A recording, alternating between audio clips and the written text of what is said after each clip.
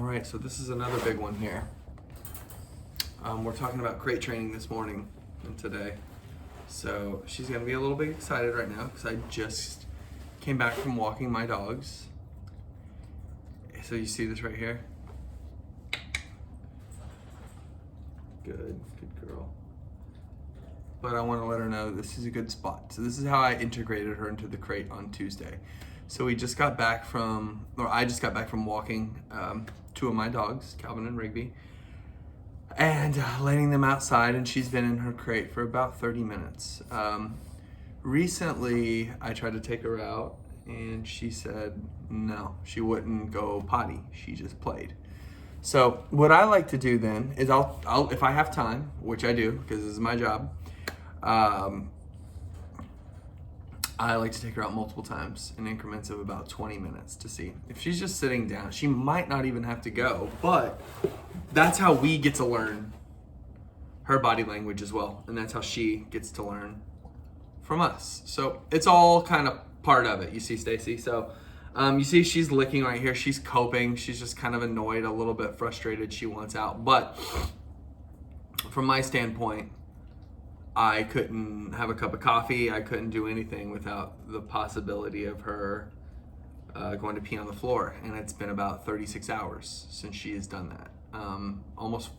Actually a little longer than that, because she peed Wednesday afternoon. Yes, Wednesday afternoon. So it's been a little bit. But what I'm doing right here with her is I'm working with her, and I'm getting her comfortable with her crate. Now, she does great, but she might do some crying with you guys. Now, the big thing about that is gonna be to stick it out. Don't yell at her. You can tell her quiet, enough of that.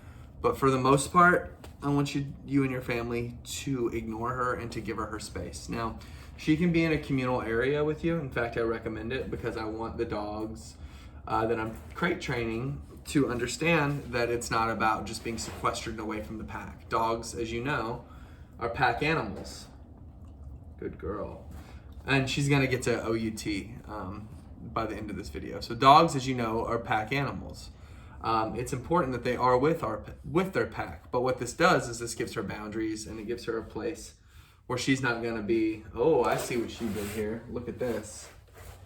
So she pulled this through her crate and started getting after it. You're gonna see stuff like that, okay? But try to mitigate that stuff as best you can. And just kind of, accepting it is good too. Come here, Riggs. Riggs is coming to say hi. Oh, he did not walk in front of the camera. I'm very surprised by that. But put them through different little parts of her crate. So what you might need, this crate, I think I threw it away like a bozo.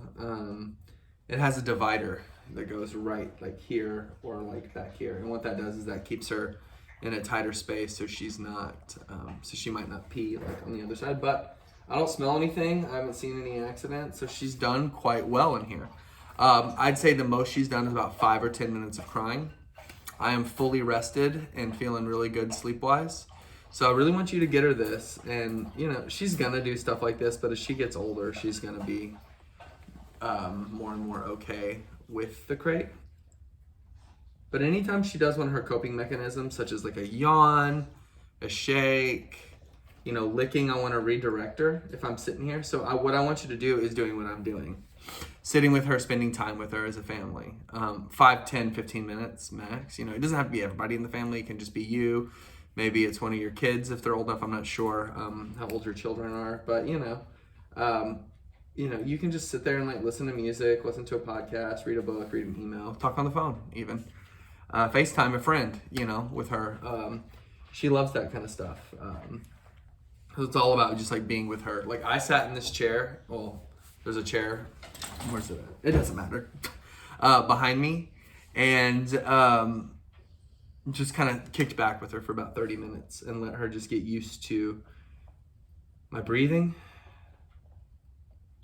me touching my phone, me interacting with her, all these kinds of things. Rigby, come here. Here he comes. There he is. All of those things right there help. So this is about, okay, buddy. This is how you do crate training, okay? So first, let's just go ahead and review here. Riggs, get out the way. what I want you to do is after she's done with her playtime, put her in here.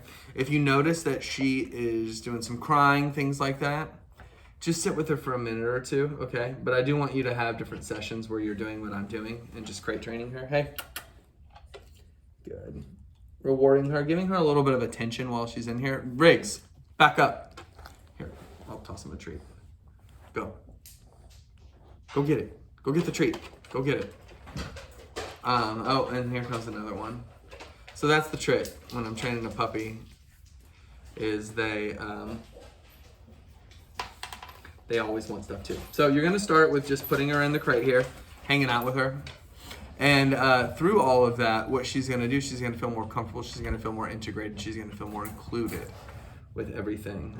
She's doing great in there overnight. Highly encourage you to put her in there overnight. She's doing just fine in that respect. And then from there, you know, keep her in here for about 30 to 90 minutes. No, Zoe, go please. I'm so sorry, Stacy. This is so unprofessional. My other dog's coming in the mix. And you can't see my face. But, you know, through that, she's gonna be able to get that cycling like I was talking about yesterday. But this is crate training, okay? So it looks like she's ready to get out. So what I wanna do is kind of just take a couple of deep breaths with her. And as she gets older, if you decide to do training, as she becomes more of a adolescent, as she goes into like her tween dog stuff, we're gonna be talking a lot about the breath and just having a good time with what we just did together. Okay, so let's go ahead and go out. Let's see if she goes outside. So I don't want any other dogs coming with us. So what I do here, I'm gonna try to get her. This is a bit awkward. Come on. With all the other dogs over here, blocking her space. Get back, Calvin. I'm so sorry, I know this angle is not that great. All right, so let's go up here.